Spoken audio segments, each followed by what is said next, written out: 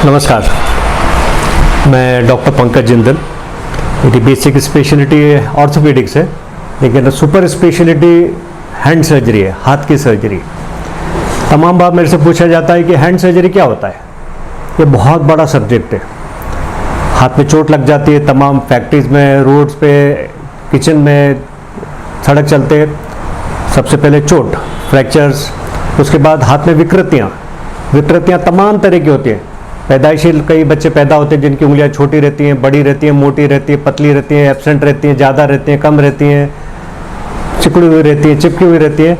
तो विकृतियाँ, कई लोगों को चोट लगने के बाद हाथ में विकृतियाँ होती है, हाथ और डिफॉर्म्ड हो जाता है चोट लगने के कारण। तो उन विकृतियों को ठीक करते हैं जिससे कि हाथ काम करने लायक हो जाए। तीसरा ग्रुप आता है जिसमें हाथ में पैरालिसिस हो जाता है। हाथ में एक उंगली से लेके पूरा हाथ, पूरा कंधा तक पैरालिसिस होता है, कई बार चोट लगने से, खास करके रोड एक्सीडेंट्स में, मोटरसाइकिल से गिरने से। तो ब्रेकियल प्लेक्सिस जिसके नाम से जानते हैं, उनको रिपेयर करते हैं जिससे हाथ को काम करने लायक बनाया जा सकता है। मतिमंद, स्पास्टिसिटी, सेरेब्रल पॉल्सी एक अलग सब्जेक्ट है जिसमें हाथ में तमाम मांसपेशियां टाइट हो जाते हैं जिनको ठीक किया जाता है। एक और बड़ा पार्ट है हैंड सर्जरी का जिसको बोलते हैं कॉम्प्रेशन न्यूरोपैथी, या हाथ में झुनझुनी आती है या मूंगी आती है, टिंगलिंग होती है। एक बहुत बड़ा सब्जेक्ट है, खास करके महिलाओं में देखा गया है, आदमियों में भी होता है, पुरुषों में भी होता है। इसमें हाथ में झुनझुनी आती है, पेशेंट जो रहता है वो सो नहीं पाता, इतनी हाथ में झुनझुनी आती है। उसको अपन ऑपरेशन के द्वारा या दवाई के द्वारा या जो भी सपोर्ट सिस्टम रहता है उसके द्वारा ठीक करते हैं। दूसरा, दर्द होता है हाथ में। दर्द, जॉइंट खराब हो गए, आर्थराइटिस हो गए, जॉइंट खराब हो गया उसकी वजह से दर्द होता है। कई बार गठाने रहती है जिसकी वजह से दर्द होता है। उनको आइडेंटिफाई करते हैं दर्द क्यों होता है, मांसपेशी दब जाती है, टेंडन दब जाता है, उसको ठीक करते हैं। तो ये तमाम चीज़ें हाथ में की जाती है जिससे सर्जरी के द्वारा मरीज को ठीक करते हैं। विदेशों की बात करें तो मुझे याद है एक एक दिन में 20 से 40 पेशेंट ऑपरेट होते थे। इतना बड़ा सब्जेक्ट है ये हैंड की सर्जरी का। प्रॉब्लम आता है अगर पब्लिक को, जनता को उसके बारे में जागरूकता नहीं है, जानकारी नहीं है। तो मेरे को बहुत इच्छा है कि इसकी जागरूकता पब्लिक तक पहुंचे जिससे कि तमाम लोगों की जो शिकायतें मैंने अभी आपको बताई है दूर की जा सके। फिर मेरे से पूछा जाता है हैंड सर्जरी इंडिया में भी होती है, विदेशों में भी होती है। मैंने ऑर्थोपेडिक्स में 3 वर्ष निकाले थे, लेकिन हाथ की सर्जरी सीखने में मुझे 5 वर्ष से ज़्यादा का समय दिखाया। तो जितना ऑर्थोपेडिक्स में नहीं लगाया तो उससे ज़्यादा समय हैंड सर्जरी में लगाया। कहाँ सीखा? सबसे पहले मेरा जाने का मौका मिला फ्रांस में। शहर उस वक्त के जो सबसे बड़े बड़े हैंड सर्जन्स हैं फ्रांस में, उनके साथ मुझे काम करने का मौका मिला। उसके बाद स्विट्ज़रलैंड में गया, उसके बाद अटलांटिक के दूसरी तरफ जाने को मिला, मेरे को अमेरिका में जाने को मिला। तमाम वर्ष तक अमेरिका में रहा, जहाँ पे उस वक्त के बेहद फेमस जो हैंड सर्जन्स हैं उनके साथ काम करने को मिला। 1991 में 1991 में देश में आया, पूना में अपनी प्रैक्टिस स्थापित करी। तमाम पूछा जाता है मेरे से कि देश में प्रैक्टिस करना, विदेश में फ़र्क क्या है। जो प्रॉब्लम, एक लिमिटेशन आ रहा था वो था रिहैबिलिटेशन का। सर्जरी के बाद मरीज़ की जो देखभाल करने के लिए एक दिन देखा, 2 दिन देखा, 4 दिन बाद मैंने बोला ये वर्कशॉप मुझे ही बनाना पड़ेगा और मुझे ही चलाना पड़ेगा। तुरंत बाज़ार में गया, जो भी मशीनें लगती हैं वो सब तुरंत लेके आया।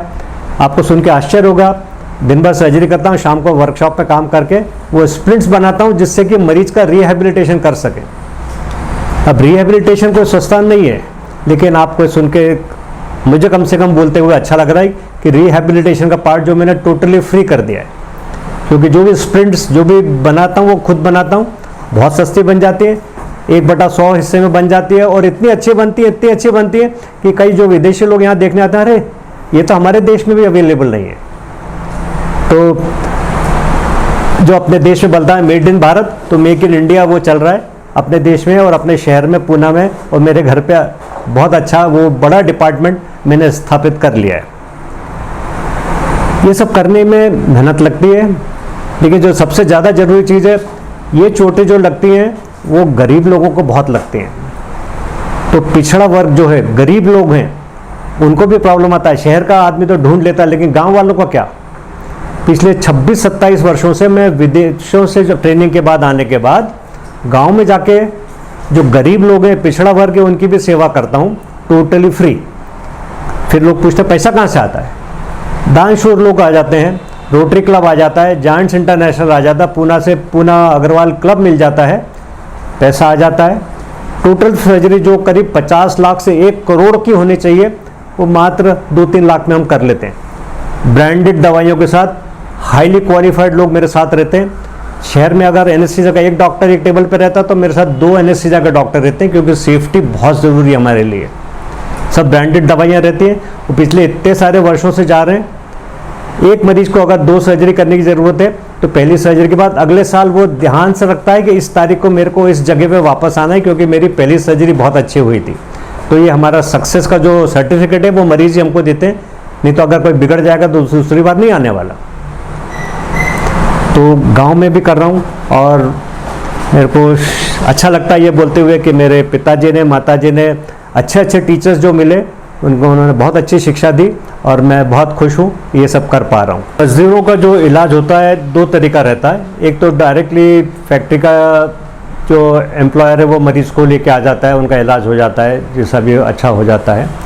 एक दूसरा जो चीज़ अपन कर सकते हैं और सरकार कर सकती है वो है जो कामगार बीमा योजना है, ESI डिपार्टमेंट है, वो मरीज़ों का इलाज भी हैंड सर्जन करें तो मरीज़ का बहुत फ़ायदा होगा। मरीज़ का जो रिहैबिलिटेशन है वो बेहतर रहेगा। मरीज़ जो वापस से काम करने जा सकता है वो वापस जा सकेगा, क्योंकि मरीज़ जब बीमार होता है तो आपने देखा होगा कि वो काम करने वाला घर पे एक, उस पर डिपेंडेंट उसके माँ बाप, उसके बच्चे, उसके बीवी, तमाम लोग रहते हैं। लेकिन एक वर्कर अगर हैंडीकैप हुआ टेम्पररी या परमानेंट तो पूरा परिवार बुरी तरह से गरीब से और ज़्यादा गरीब हो जाता है। तो एक मेरी दरख्वास्त है, एक निवेदन है सरकार से, इस और ध्यान दिया जाए, जिससे मरीज़ जो ESI के अंडर कवर होता है उसका इलाज एक hand surgeon, qualified hand surgeon के द्वारा हो तो मरीज़ का ज़्यादा फ़ायदा हो सकता है। इलाज बहुत महंगा हो जाता है ऐसा नहीं है, जैसा मैंने पहले कहा है, इलाज इस तरह से किया जाता है क्योंकि मरीज़ को बहुत महंगा नहीं पड़े, जो देने वाला है या एम्प्लॉयर है उसको भी महंगा नहीं पड़े, और जब ESI आते हैं तो सरकार को भी किसी तरह का विशेष बोझ नहीं आए। जो पैदाइशी बीमारियां होती हैं उसमें तमाम प्रॉब्लम होते हैं। हाथ में उंगलियां ज़्यादा हैं, उंगलियां कम हैं, उंगलियां छोटी हैं, उंगलियां बड़ी हैं, मोटी हैं, पतली हैं या चिपकी हुई हैं या बहुत ज़्यादा फैली हुई हैं या बीच में बिल्कुल फाँक हो गई है। ठीक है, उसमें भी सबसे बड़ा प्रॉब्लम जो होता है, अगर अंगूठा है ही नहीं पैदाइशी तौर पे, या अंगूठा विकसित नहीं हुआ, इतना छोटा सा है कि वो काम ही नहीं करता, या घड़ी के पेंडुलम से का वो इतना बिल्कुल हिलता रहता है। अंगूठा आपने अगर अपने हाथ की तरफ ध्यान देंगे तो आप देखेंगे अंगूठा बहुत ही इंपॉर्टेंट पार्ट है। तो उसको अंगूठे को वापस से नया बनाना या पूरी तरह विकसित नहीं तो उसको पूरी तरह विकसित करना या सर्जरी के द्वारा नया बनाना एक बहुत ही चैलेंजिंग ऑपरेशन है। और मेरे को ये बताते हुए खुशी हो रही है, पिछले 30-32 साल से जब से पूना में आए हूँ, करीब 80 से ज़्यादा इसमें के अंगूठे मैंने बना दिए हैं। और मुझे याद आता है तमाम वर्षों पहले एक NRI हिंदुस्तानी जो अमेरिका में रहते थे, वो ढूंढते ढूंढते यहाँ पर आए थे, उसका अंगूठा बनाया। जब अंगूठा बनाने के बाद वापस से अमेरिका को गए थे, वहाँ के बच्चों के डॉक्टर ने अरे ये तो सर्जरी अमेरिका में भी नहीं हो सकती। वो बहुत ही अच्छा खुशी का मौका है। अभी इतने 20 साल हो गए, लेकिन लड़की भी अभी काफ़ी बड़ी हो गई है, लेकिन सक्सेसफुली अपने नया अंगूठा तैयार किया था उसमें। पिछले 3 दशक से ज़्यादा समय से जब से मैं पूना में रहा हूँ, तब से करीब 30,000 से ज़्यादा लोगों के ऑपरेशन में कर चुका हूँ। आज भी कोई आता है तो मैंने बोला मेरे पास किसने भेजा, तो बोला आपने उसका 4 लोगों के नाम बता देते हैं जिनका आपने ऑपरेशन किया। मेरे को लगता है हे भगवान, इतने गिनती एक करते हुए ये बहुत बड़ा कारवा बन गया और 30,000 से ज़्यादा लोगों की सर्जरी इस शहर में मैं कर पाया हूँ।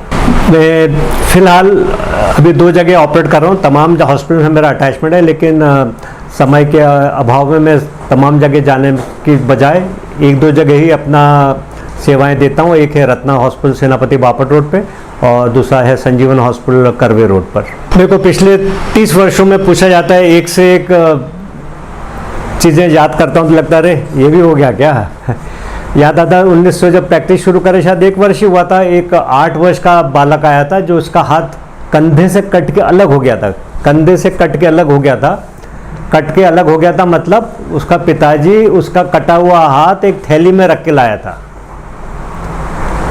1 घंटे के अंदर ही वो व्यक्ति तमाम हॉस्पिटल में जा चुका था ये सुन के कि नहीं हो सकता है। देखिए उसने भी अपनी हिम्मत नहीं छोड़ी, और मुझे याद है 7 बजे वो मरीज़ अपने बच्चे के साथ कटा हुआ हाथ थैली में रख के लेके आया था।